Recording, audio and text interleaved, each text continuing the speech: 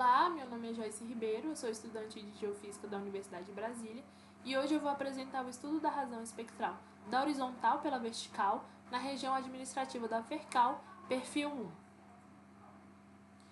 Em 1989, Nakamura apresentou uma técnica para estimar a frequência de ressonância e amplificação de movimentos do solo influenciados por uma camada superficial, e essa técnica ficou conhecida como técnica de Nakamura. No entanto, o método de análise da razão espectral HV, utilizado na técnica de Nakamura, foi introduzido por Noguchi e Aragashi em 1971. E é uma técnica amplamente utilizada, pois ela requer apenas uma estação sísmica com 3 componentes, ela é acessível economicamente, ela é rápida na obtenção de resultados e além de ser útil em diversos meios, como em bacias sedimentares e em meios urbanos.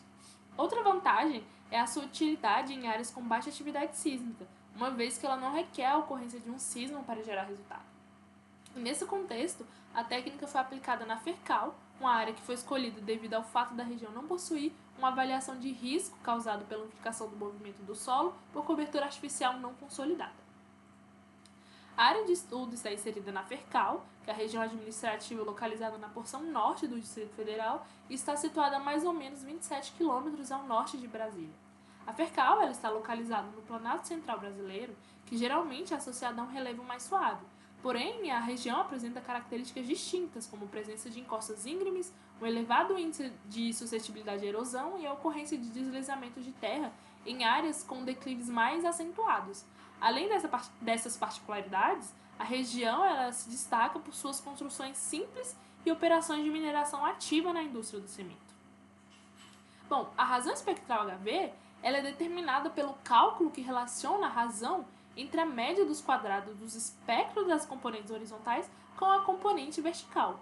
E, em termos de análise de sinais, os traços sísmicos são vistos como o resultado da convolução entre as informações da fonte de ruído, caminho de propagação da onda, resposta do meio geológico e a resposta do instrumento.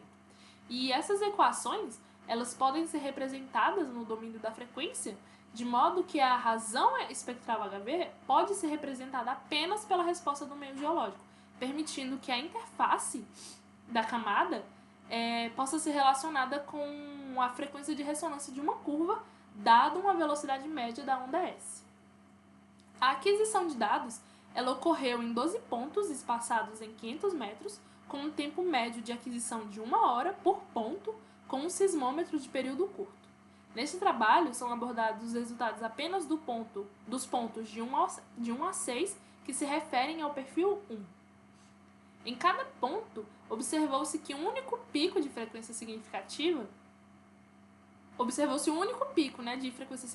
na curva HV, conforme a gente pode ver na figura do ponto 2. E esses picos, eles variaram entre 0,23 a 0,66 Hz, e exceto o ponto 3 ficou fora dessa faixa. Nota-se pela tabela que as frequências são menores nos pontos mais ao sul, o ponto 1 e o ponto 2, e elas aumentam à medida que avançamos em direção aos pontos localizados mais ao norte, diminuindo no último ponto, que é o ponto 6. E conforme dito anteriormente, a gente pode deduzir que a espessura de uma camada pode ser relacionada, pode ser calculada, dada uma velocidade média da onda S. E para esse trabalho, a gente usou uma velocidade média da onda S de 500 metros por segundo e a partir disso a gente fez os cálculos de espessura da descontinuidade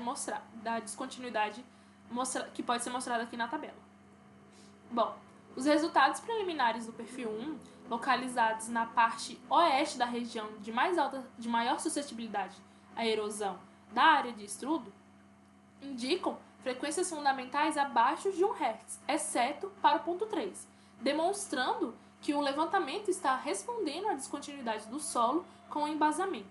E considerando que o ponto 3 provavelmente representa predominantemente a parte rasa, pode-se inicialmente excluí-lo dessa análise preliminar. Bom, o perfil mostra uma provável descontinuidade no ponto 5, região que foi interpretada como de maior suscetibilidade à erosão, uma vez que contempla maior volume de material para ser erodido e apresenta maior contraste do embasamento com o solo do local. E dessa forma, os resultados preliminares do levantamento mostram que foi possível medir a descontinuidade solo-rocha e adquirir uma estimativa de localização do bloco rochoso.